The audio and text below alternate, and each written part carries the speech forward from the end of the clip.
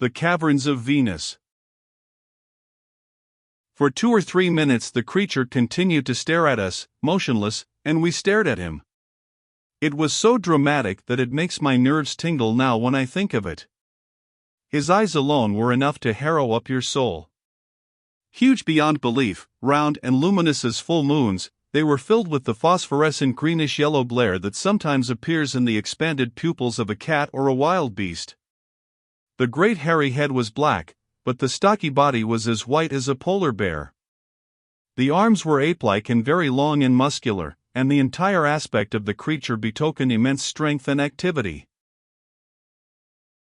Edmund was the first to recover from the stupor of surprise, and instantly he did a thing so apparently absurd but so marvelous in its calculated effect that no brain but his could have conceived it. It shakes me at once with laughter and recollected terror when I recall it. "Well, hello you," he called out in a voice of such stentorian power that we jumped as at a thunderclap. The effect on the strange brute was electric. A film shot across the big eyes, he leaped into the air, uttering a squeak that was ridiculous, coming from an animal of such size and strength, and instantly disappeared, tumbling down the steps. But we were as much frightened as the ugly monster himself. We stared at Edmund, speechless in our amazement. Never could I have believed it possible for such a voice to issue from the human throat. It was not the voice of our friend, nor the voice of a man at all, but an indescribable clangor, and the words I have quoted had been scarcely distinguishable, so shattered were they by the crash of sound that whirled them into our astonished ears. Edmund, seeing us gaping in speechless wonder, laughed with such an appearance of hearty enjoyment as I had never known him to exhibit, and his merriment produced another thunderous explosion that shook the air. Then the truth burst upon me, and I exclaimed, "It's the atmosphere!" I had not spoken very loudly, but the words seemed to reverberate in my mouth, as if to testify to the correctness of my explanation. "Yes," said Edmund, taking pains to moderate his voice, "you've hit it, it's the atmosphere." I had calculated on an effect of the kind, but the reality exceeds all that I had anticipated.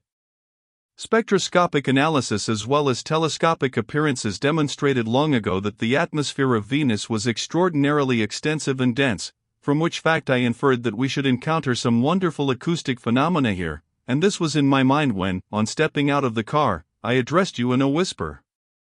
The reaction even of the whisper on my organs of speech told me that I was right, and showed me what to expect if the full power of the voice were used. When we caught sight of the creature at the top of the pit I had no desire to shoot him, and I saw that he was too powerful to be captured alive. In a second I had decided what to do. It ran through my mind that, in a world where the density, and probably something also in the peculiar constitution of the air, had the effect of vastly magnifying sound, the phonetic and acoustic organs of the inhabitants would be modified, and that the sounds uttered by them would be much fainter than those that we are accustomed to hear from living creatures on the earth. That being so, I argued that a very great and heavy sound coming from a strange animal would produce in the creature before us a paralyzing terror. You have seen that it did so. I expect that this will give us an immense advantage to begin with. We have already inspired so great a fear that I believe that we can now safely follow the creature into its habitation, and encounter without danger any of its congeners that may be there. Nevertheless, I shall not ask you to run any risks, and I will alone descend into the pit. If you do, may I be hanged for sheep stealing. You will guess at once that it was Jack who had spoken thus. "No, sir," he continued, "if you go, we all go. Isn't that so, boys?" In answer to an appeal thus put, neither Henry nor myself could have hung back even if we had had the disposition to do so. But I believe that we all instinctively felt that our place was by Edmund's side, wherever he might choose to go. "Go ahead, then, Edmund," Jack added, seeing that we consented, "we're with you." And then his enthusiasm taking fire, as usual, he exclaimed, "Hurrah! Columbus forever! We've conquered a hemisphere with a blank shot." And so we began our descent into the mysterious pit. The strange light that came from it, and formed a shaft in the dense atmosphere above like sunlight in a haymow, was accompanied by a considerable degree of heat, which was very grateful to our lungs after the frigid plunge that we had taken from the comfortable car. As we descended, the temperature continually rose until we were glad to throw off our Arctic togs, and leave them on a shelf of rock to await our return. But, fortunately, we did not forget to take the pistols from the pockets before leaving the garments. I am very uncertain what would have been the future course of our history if we had neglected this precaution. It was an awful hole for depth. The steps, rudely cut, wound round and round the sides like those in a cathedral tower, but the pit was not perfectly circular. It looked like a natural formation, such as the vertical entrance to a limestone cavern, or the throat of a sleeping volcano. But whatever the nature of the pit might be, I was convinced that the steps were of artificial origin. They were reasonably regular in height and broad enough for 2, or even 3, persons to go abreast. When we had descended perhaps as much as 200 feet, we suddenly found ourselves in a broad cavern with a surprisingly level floor. The temperature had been steadily rising all the time, and here it was as warm as in an ordinary living room. The cavern appeared to be about 20 yards broad and 8 or 10 feet in height, with a flat roof of rock.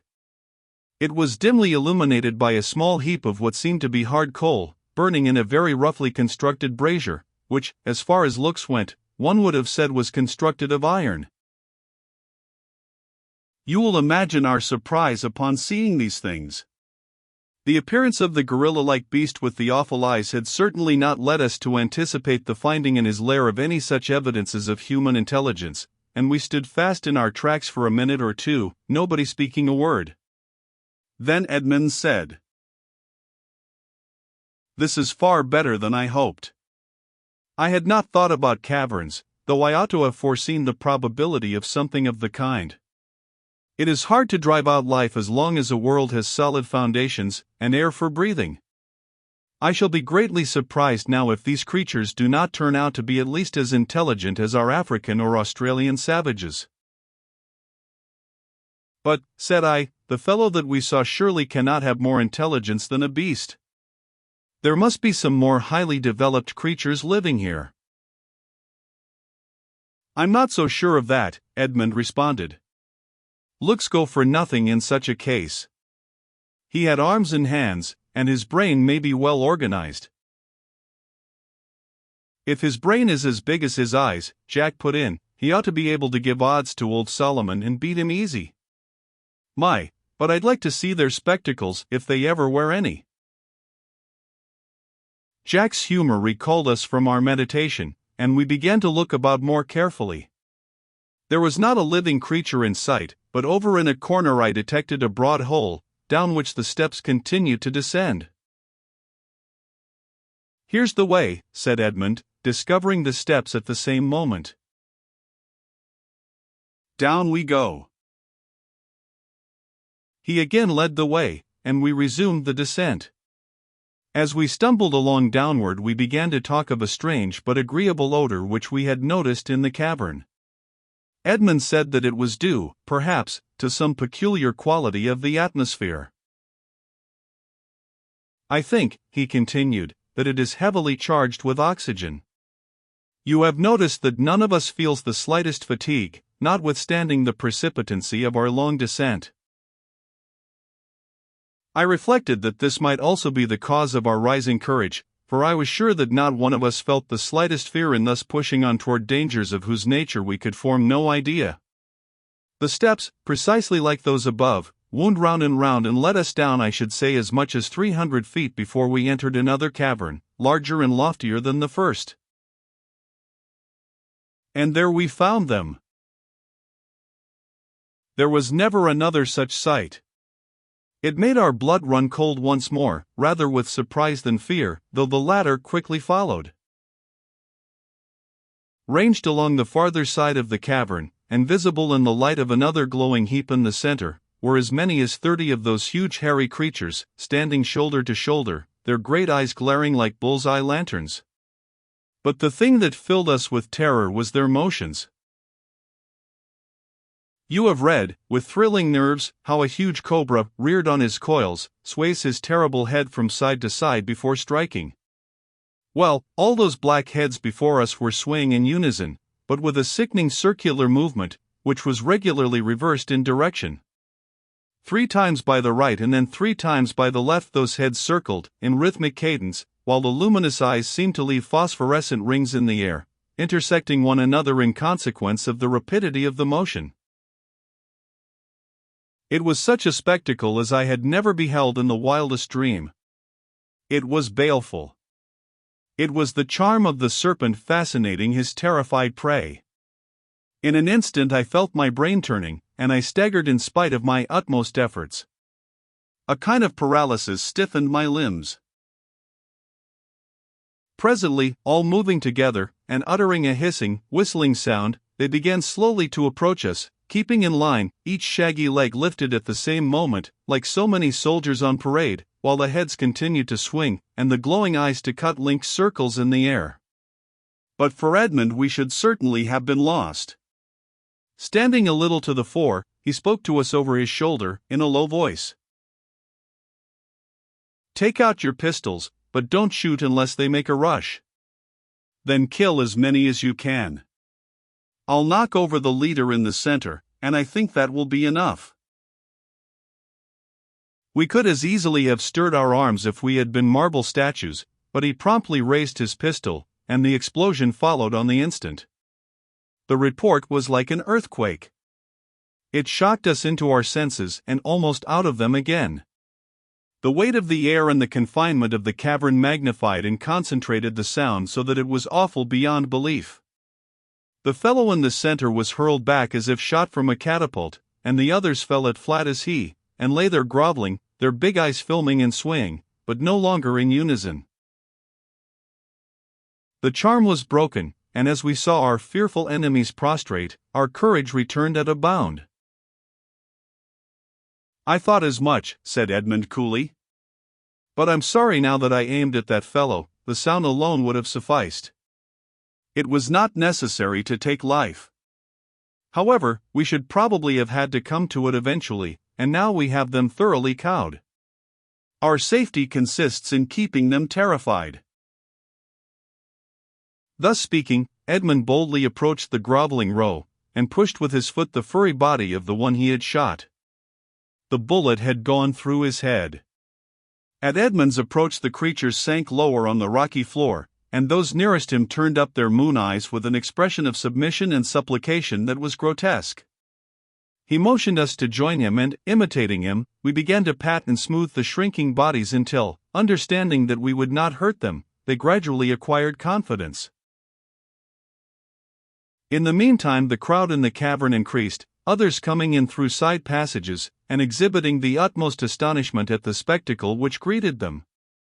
It was clear that those who had taken part in the opening scene imparted to the newcomers a knowledge of the situation of affairs, and we could see that our prestige was thoroughly established.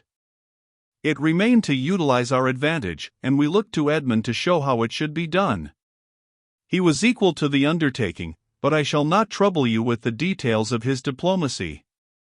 Let it suffice to say that by a combination of gentleness and firmness he quickly reduced almost the entire population of the caverns, for, as we afterwards discovered, there were a dozen or more of these underground dwellings connected by horizontal passages through the rocks, into subjection to his will. I say almost, because, as you will see in a little while, there were certain members of this extraordinary community who possessed a spirit of independence too strong to be so easily subdued. As we became better acquainted with the cave-dwellers we found that they were by no means as savage as they looked. Their appearance was certainly grotesque, and even unaccountable. Why, for instance, should their heads have been covered with coarse black disordered hair while their bodies, from the neck down, were almost beautiful with a natural raiment of gold and white, as soft as silk and as brilliant as floss? I never could explain it, and Edmund was no less puzzled by this peculiarity. The immense size of their eyes did not seem astonishing after we began to reflect upon the consequences of the relative lack of light in their world. It was but a natural adjustment to their environment. With such eyes they could see in the dark better than cats. Their feet were bare and covered on the soles with thick soft skin, while the insides of their long hands were almost as white and delicate as those of a human being. Their intelligence was sufficiently demonstrated by the construction of the hundreds of rocky steps leading from the caverns to the surface of the ground, and by their employment of fire, and manufacture of the metallic braziers which contained it. But this was not all. We found that in some of the winding passages connecting the caverns they cultivated food. It consisted entirely of vegetables of various kinds, and all unlike any that I ever saw on the earth. Water dripped from the roofs of these particular passages, and the almost colorless vegetation thrived there with astonishing luxuriance. They had many simple ways of cooking their food, and it was evident that they possessed some form of salt, though we did not discover the deposit from which they must have drawn it. They collected water in cisterns hollowed in the rock. Although we still had abundance of food in the car, Edmund insisted on trying theirs, and it proved to be very palatable. "This is fortunate, though hardly surprising," said Edmund. "If we had found the food on Venus uneatable, we should indeed have been in a fine fix. While we remain here we will eat as the natives eat, and save our own supplies for future need." The only brute animals that we saw in the caverns were some dog-like creatures, about as large as terriers, but very furry, which showed the utmost terror whenever we appeared. One of the first things that we discovered outside the main cavern where we had made our debut was the burial ground of the community. This happened when they came to dispose of the fellow that Edmund had shot. They formed a regular procession, which greatly impressed us, and we followed them as they bore the body through several winding ways into a large cavern, at a considerable distance from any of the others. Here they had dug a grave, and, to our astonishment, there appeared to be something resembling a religious ceremony connected with the interment. And then, for the first time, we distinguished the females from the others. But a still greater surprise awaited us. It was no less than plain evidence of regular family relationship. As the body was lowered into the grave, one of the females approached with every sign of distress and sorrow. Jack declared that he saw tears running down her hairy cheeks. She held two little ones by the hand, and this spectacle produced an astonishing effect upon Edmund, revealing an entirely new side of his character. I have told you that he expressed regret for having killed the fellow in the cavern, but now, at the sight before him, he seemed filled with remorse. "I wish I had never come here," he said bitterly. "The first thing I have done is to kill an inoffensive and intelligent creature." "Intelligent, perhaps," said Jack, "but inoffensive, not by a long shot. Where'd we have been if you hadn't killed him? They'd have made mincemeat of us." "No," replied Edmund, sorrowfully shaking his head, "it wasn't necessary. The noise would have sufficed, and I ought to have known it." "Why didn't you shout, then?" "That scared the first one," put in Henry, whose soul, it must be said, was not overflowing with sympathy. "I did what I thought was best at the moment," Edmund replied, with a broken voice. "They were so many and so threatening that I imagined my voice alone might not be effective. But I'm sorry." "Henry, you're a fool," cried the sympathetic Jack. "Come now, Edmund," he continued, kindly laying a hand on his shoulder, "what you did was the only thing under heaven that could have been done. You're wrong to blame yourself. By Joe, if you hadn't done it I would." But Edmund only shook his head, as if refusing to be comforted. It was the first sign of weakness that we had seen in our incomparable leader, but I am sure it only increased our respect for him. At least that's true of Jack and me. After that I noticed that Edmund was far more gentle than before in his relations with the people of the caverns. Not long after this painful incident we made a discovery of extreme interest. It was nothing less than a big smithy. Edmund had foretold that we should find something of the kind. Those braziers and cooking pots, he had said, and the tools that must have been needed to build the steps and to dig their graves, prove that they know how to work in iron. If it is not done in these caverns, then they get it from some other similar community. But I think it likely that we shall come upon some signs of the work hereabouts. Maybe they import it from Pittsburgh, was the remark that fun-loving Jack could not refrain from making. Well, you'll see, said Edmund. And, as I have already told you, he was right. We did find the smithy, with several stout fellows pounding out rude tools with equally rude hammers of iron. Of course we could ask them no questions, for their language was only a kind of squeak, and they seemed to converse mostly by means of expressive signs. But Edmund was not long in drawing his conclusions. This, he said, after closely examining the metal, is native iron. There's nothing remarkable in the fact that it should be here. All the solid planets, as you know, turning to me, are very largely composed of iron, and Venus, being nearer the center of the system, may have proportionally more of it than the Earth. And these fellows have found out its usefulness, and how to work it. There's nothing surprising in that, either, for some of our savages have done as much on the Earth. Now I'll make another prediction: we are going to find coal here. That is inevitable, since we know that they burn it in the caverns. I shouldn't wonder if it were close at hand, from the look of these rocks. He approached the wall of the cavern containing the smithy, and immediately exclaimed, "Look here! Here it is!" And sure enough, on joining him we saw a seam of as fine anthracite as Pennsylvania ever produced. A Carboniferous age on Venus. Edmund continued, "What do you think of that?" But, of course, it was sure to be so. All the planets that are old enough have been through practically the same stages. Think of it! The plants that gave origin to this coal must have flourished here when Venus still rotated on her axis rapidly enough to have day and night succeeding one another on all sides of her, for now no vegetation except the insignificant plants that grow in these caverns can live on this hemisphere. And think, too, of the countless ages that must have been consumed in slowing down her rotation by the friction of her ocean tides. "Has Venus got any oceans?" asked Jack. "I haven't a doubt of it, but we shall find none on this side, although they must once have been here." We all mused for a time on the subject that Edmund had started, when suddenly his face lighted up with the greatest animation, and he exclaimed, but as if speaking to himself rather than to us, "Capital! It couldn't have happened better." "What's capital?" drawled Jack. "Why, this smithy, and these tubal canes here.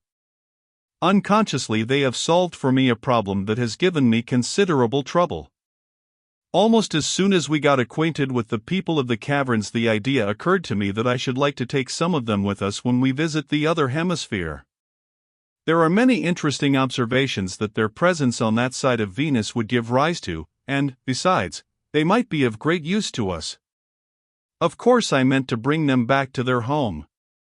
But the puzzling question has been how to transport them. The car has a full load already." "They've got good legs, make 'em walk," said Jack. Edmund burst into a laugh. "Why, Jack," he asked, "how far do you think it is to the other side of Venus?" "I don't know," said Jack, "but I suppose it's not very far round her." "How far is it?" 5,000 miles, at least, to the edge of the sunlit hemisphere." Jack whistled. "By Joe! I wouldn't have believed it." "Well, it's a fact," said Edmund, "and of course I don't propose to take several months to make the journey. Now the sight of these fellows at work has shown me just how it can be done in short order. It's this way: I'll have iron sleds made, put the natives that I propose to take along upon them, hitch them by wire cables, which luckily I've got, to the car, and away we'll spin. The power of the car is practically unlimited, and, as you have observed, the ground is as flat and smooth as a prairie, and, moreover, is coated with an icy covering. Jack glowed with enthusiasm over this project, and was about to indulge in one of his characteristic outbreaks, when there came an interruption which ended in a drama that put silver streaks among my coal-black locks.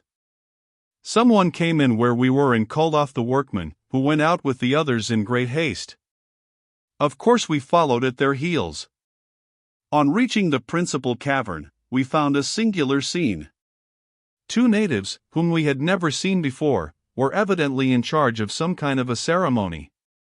They wore tall, conical hats made of polished metal and covered with hieroglyphics, and carried staves of iron in their hands. "Priests," Edmund immediately whispered. "Now we'll see something interesting." The priests marshaled all the others, numbering several hundreds, into a long column, and then began a slow, solemn march up the steps. The leaders produced a squeaking music by blowing into the ends of their staves. Women were mingled with men, and even the children were there, too. We followed at the tail of the procession, our curiosity at the highest pitch. At the rate we went, it must have taken nearly an hour to mount the steps, but at last all emerged in the open air, where the cold struck to our marrow.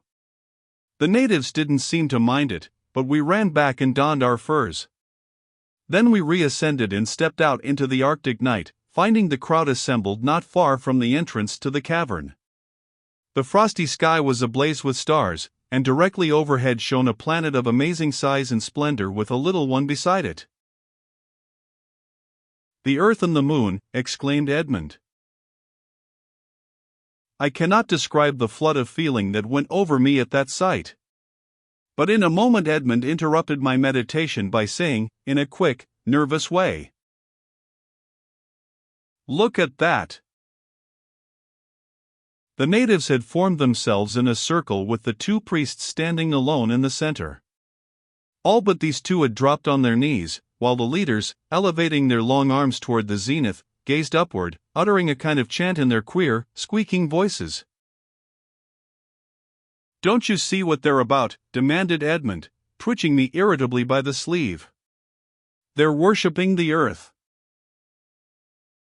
It was the truth, the amazing truth. They were worshipping our planet in the sky. And, indeed, she looked worth worshipping. Never have I seen so splendid a star. She was 20 times as bright as the most brilliant planet that any terrestrial astronomer ever beheld, and the moon, glowing beside her like an attendant, redoubled the beauty of the sight.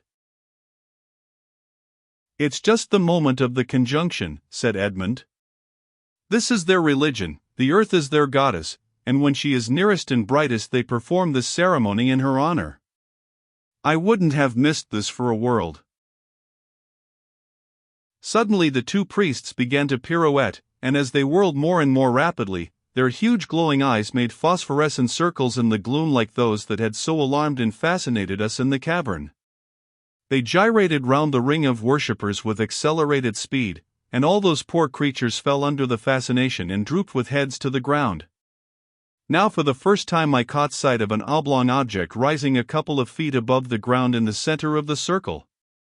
I was wondering what it might be when the spinning priests, who had gradually drawn closer to the ring of worshippers, dived into the circle, and, catching each a native in his arms, ran with their captives to the curious object that I have just described.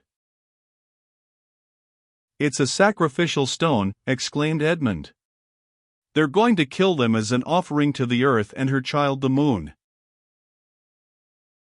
I was frozen with horror at the sight, but just as the second priest reached the altar, where the first victim had already been pinned with the sharp point of the sacrificial staff, his captive, suddenly recovering his senses, and terrified by the awful fate confronting him, uttered a cry, wrenched himself loose, and, running like the wind, leaped over the circle and disappeared in the darkness. The fugitive passed close by us, and Jack shouted as he darted past, Good boy." The enraged priest was after him like lightning, and as he came near us his awful eyes seemed to emit actual flames.